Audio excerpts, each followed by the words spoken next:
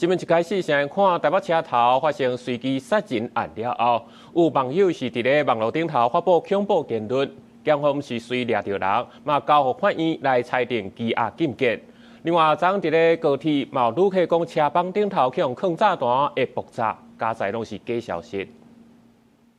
坐高铁的旅客听到需要落车的广播，熊熊杀无踪，内底的人连咪就走了了。警方一个找，12月21日下晡，高铁台南站接到通报，有人讲高铁833车次会爆炸，警方随到场处理，事件造成车帮延误差不多10分钟。本分局立即指派左营所及侦查队人员，会同高铁公司人员对833车次列车进行全车安全检查，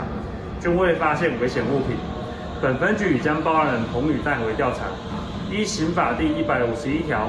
恐吓公众罪嫌加以逮捕。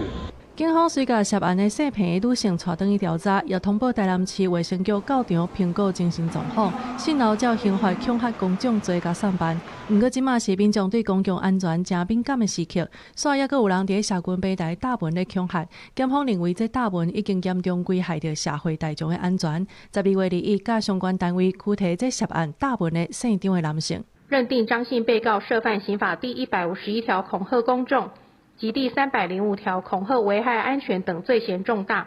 有事实足认为有勾串共犯、逃亡及反复实行恐吓犯罪之余，向法院申请羁押禁见。 法院昨暝裁定伊羁押禁见，检方呼吁民众千万唔通伫咧网络也是社群媒体打文、留话，也是转传任何恐吓公众安全的言论，才免犯法，而且造成社会的惊吓。就算是作业，也要付出法律的代价。记者综合报道。